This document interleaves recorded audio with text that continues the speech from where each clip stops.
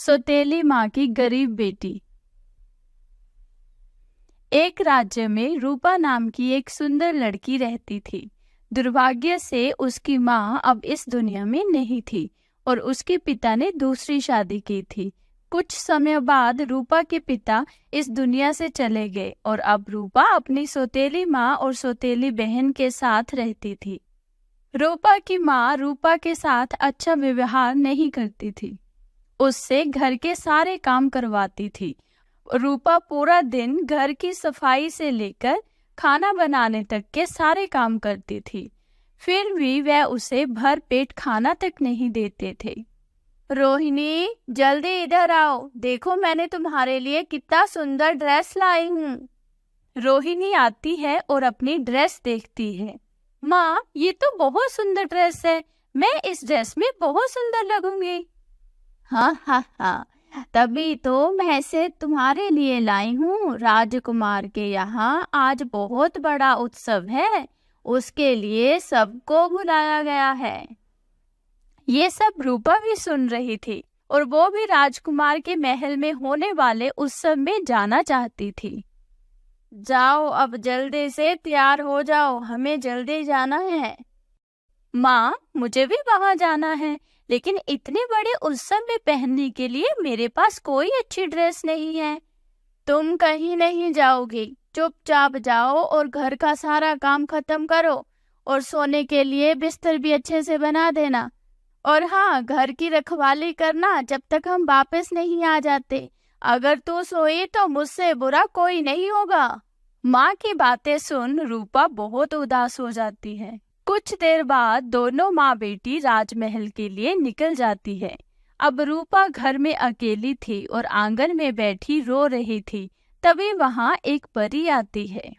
उठो रूपा, मैं तुम्हारी मदद करने आई हूँ। मुझे मालूम है तुम भी राजमहल जाना चाहती हो। हाँ, लेकिन मैं कैसे जा सकती हूँ? मेरे पास तो कोई अच्छी ड्रेस ही नहीं है। तुम चिंता मत करो, सब ठीक हो जाएगा।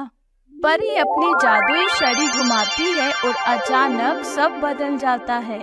रूपा एक बहुत सुंदर गाउन पहने वहाँ खड़ी थी और वो एक राजकुमारी लग रही थी। मुझे अपनी आंखों पर विश्वास नहीं हो रहा, मैं कितनी सुंदर लग रही हूँ। परी के जादुई छड़ी घुमाने से एक सुंदर रथ भी वहाँ हाजिर हो जाता है। जाओ, अभी जल्दी करो और उत्सव का आनंद लो, लेकिन याद रखना तुम्हें 12 बजे से पहले वहाँ से निकलना होगा, क्योंकि 12 बजते ही सब पहले जैसे अपने असली रूप में आ जाएंगे। ठीक है, मैं समय का ध्यान रखूंगी। रूपा रथ भी बैठती है और सीधा राजमहल पहुँच जाती है। जैसे ही वे राजमहल में दाखिल होती है, सबकी निगाहें रूपा पर थी। सब उसकी सुंदरता को देख हैरान थे। वहाँ हर कोई रूपा की सुंदरता के बारे में बातें कर रहे थे। उसकी सौतेली बहन और माँ भी उसे पहचान नहीं पाती। जैसे ही राजकुमार रूपा को देखता है, वह उसका दीवाना हो जाता है। क्या आप मेरे साथ डांस करोगी? रूपा हाँ बोलती है और दोनों डांस करने लगते हैं।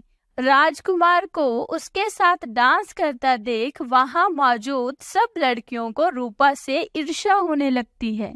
क्या मैं जान सकता हूँ इतनी खूबसूरत राजकुमारी कहाँ से आई है? आपका नाम क्या है? मैंने आपको पहले कभी नहीं देखा। आप जानकर क्या करोगे राजकुमार जी?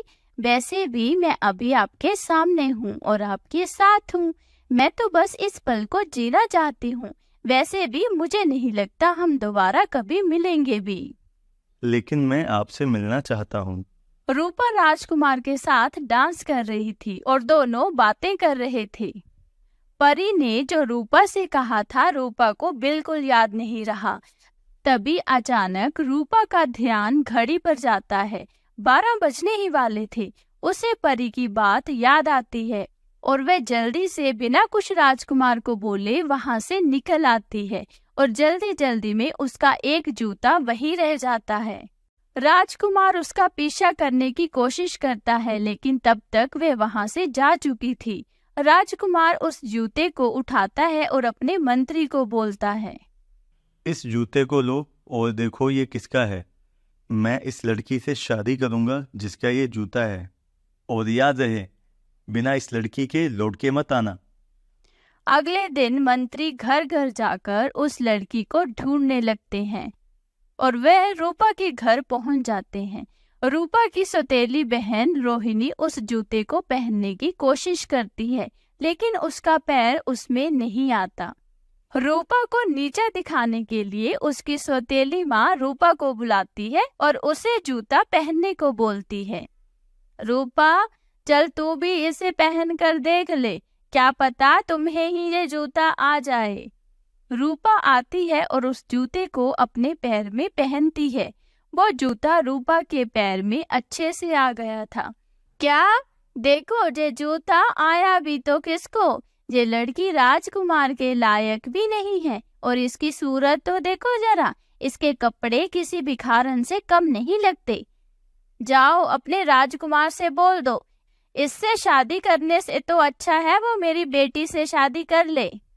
तभी अचानक परी वहां आती है और अपना जादू दिखाती है, और रूपा एक सुंदर राजकुमारी की तरह उनके सामने खड़ी थी। रूपा की सौतेली माँ और बहन उसे देख हैरान हो जाती है। उनकी आंखें फटी की फटी रह जाती है। मंत्री रूपा को राजमहल में ले जाते हैं।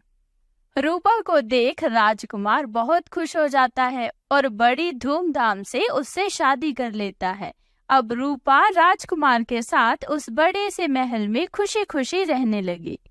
ये कहानी एक पहाड़ी गांव की है जहाँ सारे किसान सीढ़ी नुमा खेती करते थे। उसी गांव में रामू नाम का एक लड़का रहता था। माँ के जाने के बाद उसके पिता ने दूसरी शादी कर ली, जिसका पहले से एक बेटा था गोपाल। रामू को अब एक बड़ा भाई मिल गया था जिसकी वो हर बात मानता था, लेकिन माँ पिता के जाने के बाद सब कुछ बदल गया। देख रामू, मैं तुम्हें ये घर और पिताजी के पाले हुए 2 बैल दे रहा हूँ, और पहाड़ी के नीचे के सब खेत अब मेरे हैं। अगर तू चाहे तो ऊपर वाला खेत साफ करके वहीं खेती कर सकता है। बाकी मुझे जब जरूरत होगी तब तू वो खेत खाली कर देना। जैसा आपको ठीक लगे भैया। रामू के सौतेले भाई गोपाल ने धोखे से सारी जमीन अपने नाम करवा ली और रामू को पुराना कच्चा घर और 2 बैल दिए। रामू अपने भाई को कुछ नहीं बोलता और उसे जो मिला उसी में वो खुश रहने लगा। इधर गोपाल ने कुछ जमीन बेचकर गांव में बड़ा घर बनवा लिया और शादी करके आराम से रहने लगा। कुछ समय के बाद रामू ने पहाड़ी के ऊपर वाली जमीन साफ की और बैलों के साथ खेत जोतने लगता है। अभी मुश्किल से उसने आधा ही खेत जोता था, तभी वहां उसका सौतेला भाई गोपाल आता है। अरे देख रामू, ये जमीन तुम्हारी नहीं मेरी भी है, इसलिए तू यहाँ खेती नहीं कर सकता। सारी जमीन तो आपने ले ली है, मैंने तो बस इस खाली पड़ी बंजर जमीन को साफ किया है। थोड़ी बहुत फसल मैं भी उगाना चाहता हूँ, मुझे भी तो अपना पेट भरना है भाई। अच्छा, अब तू मुझसे जुबान लड़ाएगा। ये मत भूल, मैंने तुम्हें घर और बैलों की जोड़ी दी है। रामू जानता था कि गुस्सा होकर उसे कुछ नहीं मिलेगा। ठीक है, अगर तुझे यहाँ खेती करनी ही है तो तुझे मेरे साथ फसल को बांटना होगा। ठीक है, यहाँ जो भी तैयार होगा उसमें से हर साल मैं सारी फसल आपके साथ बांटूंगा, लेकिन एक साल तुम जमीन के ऊपर वाली फसल ले लेना और अगले साल जमीन के नीचे वाली फसल ले लेना। चल ठीक है। पहले साल रामू अपने खेत में गेहूं के बीज बोता है। गेहूं की फसल तो बहुत अच्छी हुई है।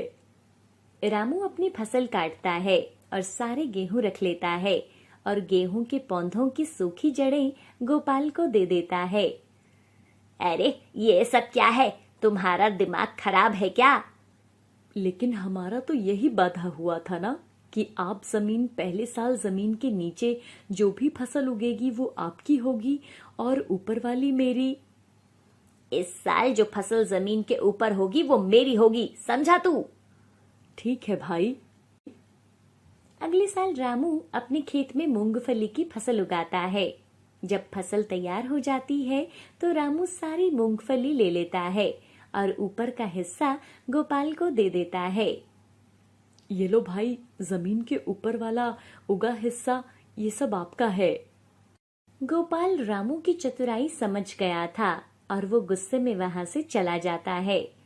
उसी रात जब सब लोग अपने घरों में सो रहे थे तो गोपाल अपने 2 आदमियों के साथ जाकर रामू के घर से सारी मूंगफली की फसल चोरी करवा लेता है और उसके घर में आग लगवा देता है।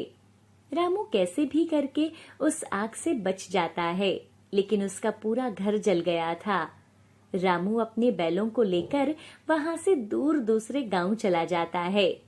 वहां जंगल के किनारे अपने लिए वो एक झोपड़ी बनाता है और पास की कुछ जमीन को खाली करता है, जहां उसे एक छोटी सी बोतल दिखाई देती है। अरे, इसमें क्या है? रामू देखता है तो बोतल में कुछ बीज थे। अरे, ये बीज किसी ने बोतल में डालकर यहाँ क्यों रखे हैं? लगता है ये कोई अच्छी किस्म के बीज हैं, तभी किसी ने इन्हें संभाल कर इस बोतल में डाला है। उस बोतल में कई तरह के बीज थे। रामू अपने बैलों से जमीन को जोतता है और वो बीज वहां बो देता है और उनको अच्छा पानी भी डालता है। कुछ दिनों के बाद उन बीजों से छोटे छोटे पौधे निकल आते हैं। रामू उन पौधों को देखकर बहुत खुश होता है।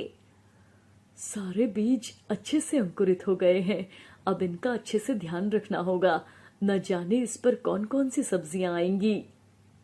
रामू उन पौधों का खूब ध्यान रखता है और कुछ दिनों में उन पौधों में बहुत अच्छी फसल आती है। सारे पौधे सब्जियों से भरे पड़े थे, जिनमें कद्दू, खीरा, लौकी, मटर, तोरई, ओकरा जैसी सब्जियां थी। गांव के लोग उसकी तैयार सब्जियां देखकर हैरान थे। अरे भाई, इतनी अच्छी किस्म के बीज कहाँ से लाए हो? इससे पहले हमने कभी ऐसी सब्जियां नहीं देखी। देखी तो मैंने भी नहीं है भाई, ये बीज कोई जादुई बीज से कम नहीं है। बात तो सही है, ये बीज जादुई बीज ही हैं, तभी तो इतनी अच्छी सब्जियां लगी हैं। क्या तुम इस बार कुछ बीज हमें भी दोगे? क्यों नहीं, जरूर दूंगा।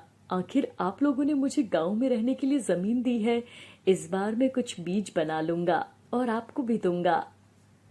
रामू के अच्छे व्यवहार के कारण लोग उसे बहुत पसंद करते थे और लोगों ने उसकी और उसके जादुई बीजों की बातें करनी शुरू कर दी। अब रामू अपनी सब्जियां ले जाकर बाजार में बेचता, जिसके बदले उसे बहुत अच्छे पैसे मिलते थे और बाकी फसल से वो बीज बनाता था और गांव के लोगों में बांटता था। रामू के दिए हुए बीज से गांव में बाकी किसानों के खेतों में भी बहुत अच्छी फसल हुई। लोग रामू को बहुत पसंद करते थे। धीरे धीरे रामू अच्छी फसल पैदा कर उस गांव में अपनी जमीन खरीद लेता है और वहीं अपना घर बसाकर खुशी खुशी रहने लगता है।